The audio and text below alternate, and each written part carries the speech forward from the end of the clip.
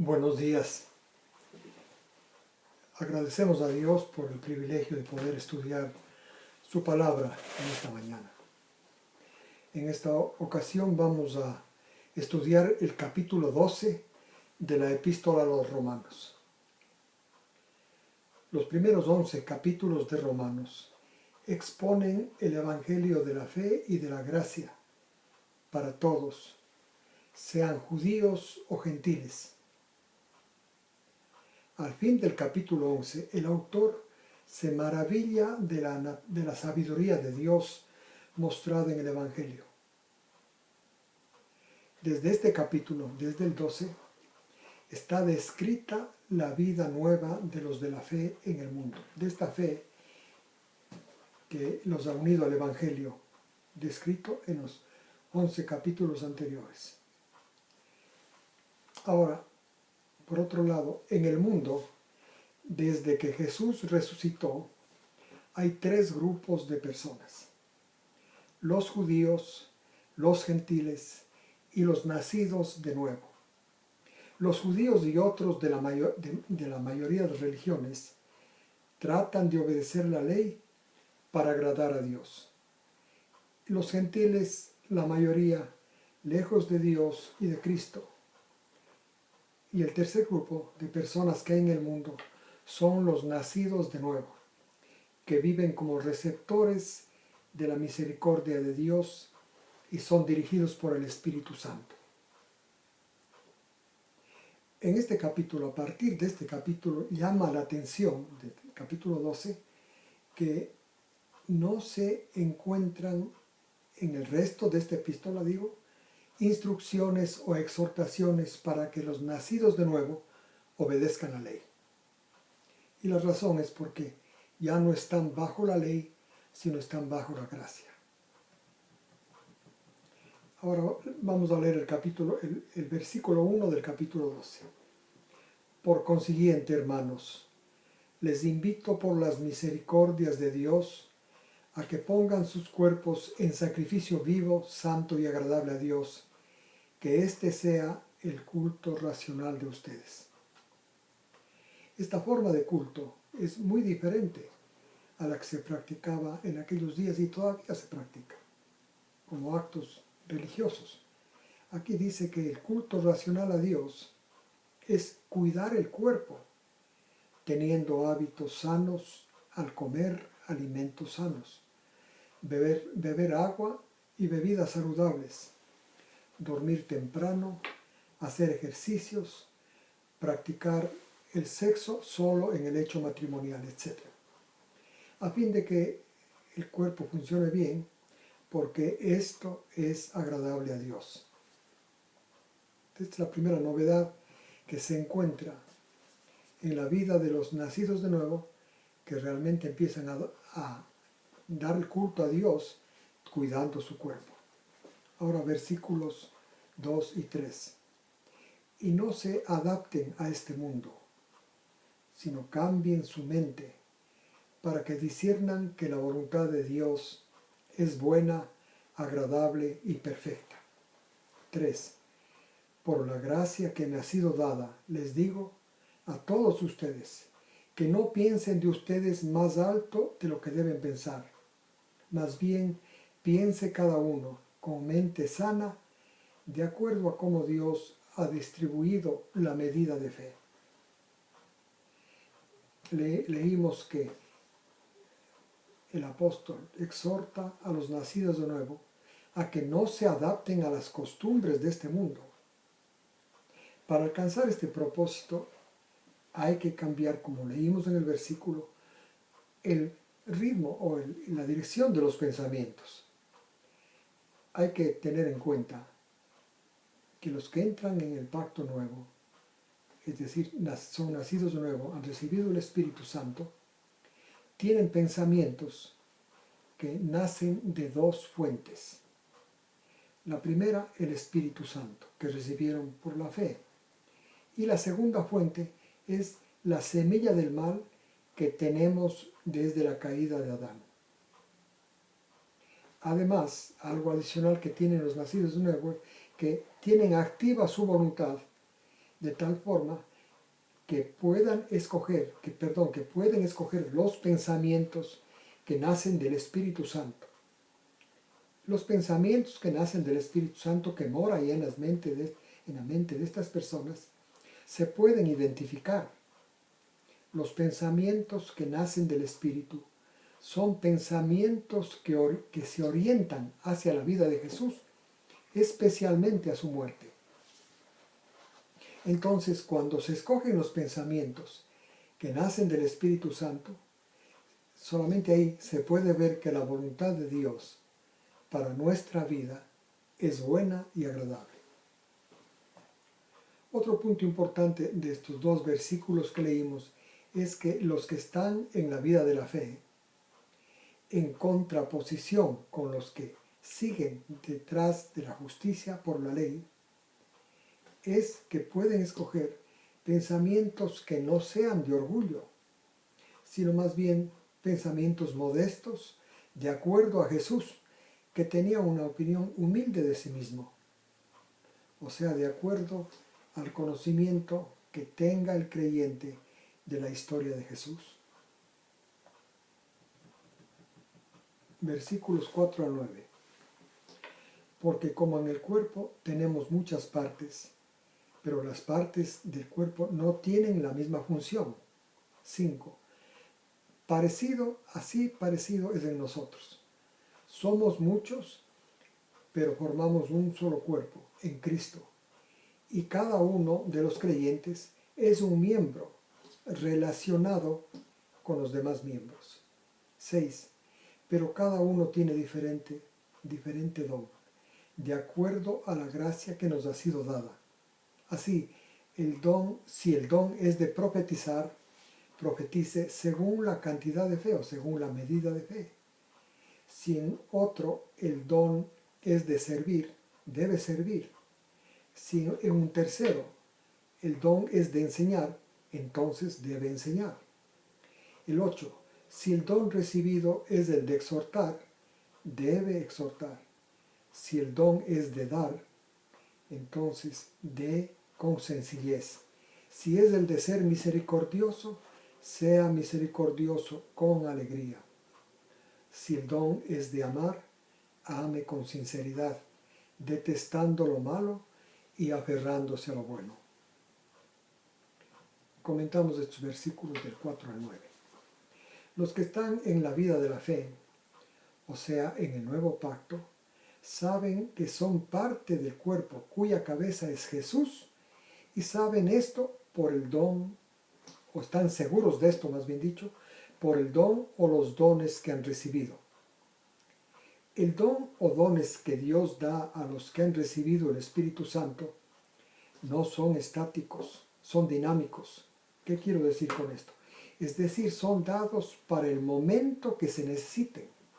Por ejemplo, si se presenta la oportunidad de hablar del Evangelio, el creyente es capacitado en ese momento para explicar. Lo mismo, si la oportunidad es de exhortar, el creyente es capacitado por el Espíritu Santo para exhortar. Así, con el don de ayudar, de servir, todos estos dones. El punto es que los dones son dinámicos, no están almacenados, son dados del momento que se requiere, que se necesiten esos dones. Ahora, otra aclaración respecto al cuerpo de Cristo, o una aclaración respecto al cuerpo de Cristo. Los nacidos de nuevo, es decir, los que han recibido el Espíritu al tener fe en Jesús, no están reunidos todos en una misma iglesia, sino que están dispersos en diversas iglesias en el mundo. De modo que se puedan usar los dones que el Espíritu les da en el momento que se necesiten y beneficien en el mundo y pueda expandirse el Evangelio. Lo que quiero decir aquí es que no hay una iglesia que puede decir estos son todos nacidos de nuevo, ni los dones están concentrados solo en una determinada iglesia o denominación. Están diseminados los creyentes y con los creyentes los dones en esta forma la misericordia de Dios puede ser derramada, puede irrigar a muchas personas en todo el mundo. Repito, perdón un ratito aquí.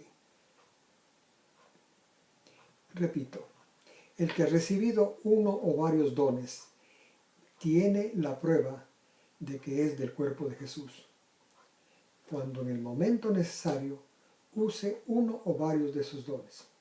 También otra cosa que quiero reiterar, Dios da uno o varios dones en el momento, repito, que sea necesario a toda persona que ha recibido el Espíritu Santo. Es decir, una persona que ha recibido el Espíritu Santo no tiene un don todo el tiempo, como almacenado, reposando en su mente, sino que el Espíritu orienta su actividad desde la mente, es el Espíritu. Desde la mente el creyente orienta el Espíritu su actividad para suplir una necesidad del momento. En otras palabras, nadie hay en el cuerpo de Cristo que no sea un canal material del Espíritu de Dios. Y el uso de los dones hace que el cuerpo de creyentes repartidos en el mundo estén para bendecir. Ahora vamos a leer. Estén para bendecir, o sea, estén vivos.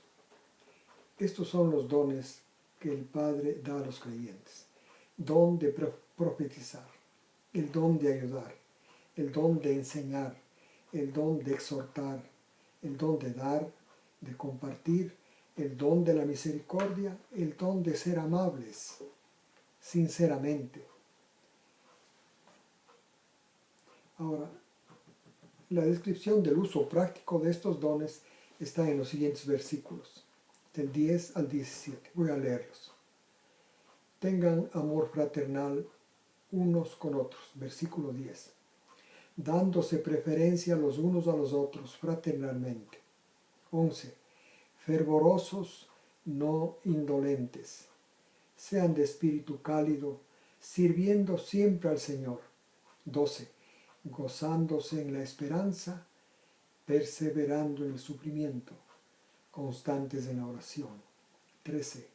Supliendo las necesidades de los santos, haciendo fluir el amor entre hermanos, bendiciendo a los que les persiguen, bendíganlos y no les maldigan. 15. Gócense con los que se gozan y lloren con los que lloran. 16. Sean compasivos unos con otros, no se aíslen, ni se ensalcen en sus pensamientos sobre los que están humillados, sobre las personas que están humilladas. Sean compasivos y no se crean más inteligentes en su propia opinión. Nunca paguen el mal por el mal y consideren la belleza delante de todos los hombres. Hay que tener presente que todos los creyentes son vasos de la misericordia de Dios. Quisiera enfatizar en este punto. Hay dos opciones en la enseñanza bíblica para los creyentes. La una es vivir bajo la ley y la otra es vivir bajo la gracia. No hay cómo vivir ambas al mismo tiempo. O se está bajo la ley o se está bajo la gracia. Los de la ley están bajo la ley y tienen que centrar sus esfuerzos en obedecer la ley. En cambio, los creyentes están bajo la gracia, ellos tienen que dejar que la misericordia, la bondad, la compasión de Dios fluya de ellos a los demás. O sea, deben derramarla a los demás, a los que les rodean. Asimismo, los dones que han recibido los creyentes no les hace que se consideren superiores a los demás, sino más bien servidores de los demás. Por eso es que deben dar preferencia a los demás, a los que los rodean. También, gracias al Espíritu, no son indolentes o fríos, sino sirven con cariño. Están gozosos esperando las promesas de Dios. Asimismo, soportan el sufrimiento pasivamente. Este mundo desgraciadamente es hecho para sufrir. Y entonces hay que soportar el sufrimiento con paciencia. El Espíritu Santo califica a una persona para que tenga paciencia en el sufrimiento. También el mismo Espíritu les capacita a los creyentes para suplir las necesidades, para ayudar a los que les rodean. Y el Espíritu también hace que los creyentes consideren con misericordia a los que les persiguen. Por eso no los maldicen, al contrario, piden a Dios por ellos. En esta misma línea, el Espíritu les hace solidarios, tanto con los que están alegres como con los que están tristes, con los que sufren. Es decir, el Espíritu los hace compasivos. Como se nota, también, por supuesto, el Espíritu ayuda a valorar y apreciar la belleza. Como se nota, todas estas acciones del Espíritu a través de los creyentes no están codificadas por la ley, porque la vida dirigida por el Espíritu se realiza en el marco del amor, repite. Versículos 18 al 20. Si es posible, tengan paz con todos los hombres. Amados, versículo 19, amados, nunca tomen venganza por ustedes mismos, sino den lugar a la ira, porque está escrito, mía es la venganza, yo retribuiré, dice el Señor. 20. Por consiguiente, si tu enemigo tiene hambre, dale de comer. Si tiene sed, dale de beber, porque haciendo esto, amontonarás carbones encendidos sobre la cabeza de tu enemigo. Esto es lo que dice la Escritura. Los que viven en la fe son guiados por el Espíritu y buscan tener paz con las personas que les rodean. Asimismo, el camino del Espíritu no es el del rencor ni de la venganza. Al contrario, es no dejar que el mal les impida ayudar al que necesite, aunque éste sea su enemigo. No es que el que hace mal queda sin castigo, sino que solo Dios es el responsable de pagar a cada uno sus obras. Esto es de vengar el mal. Esta realidad tienen presente los que viven guiados del Espíritu. Y el último versículo.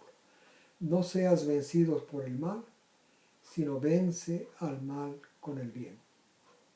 Esta es la vida de las personas que han aceptado por fe a Jesús. Una vida realmente muy extraordinaria. No es una vida de miseria, no es una vida de desesperación, una vida mística, es una vida de interacción con el mundo, como entendimos respecto a los dones, para que Dios pueda derramar. Son como pequeños hilos los creyentes, para que Dios derrame misericordia en todo el mundo. Para esto son los creyentes. Bueno, agradecemos a Dios por su atención. Esperamos que nos visiten en la próxima semana.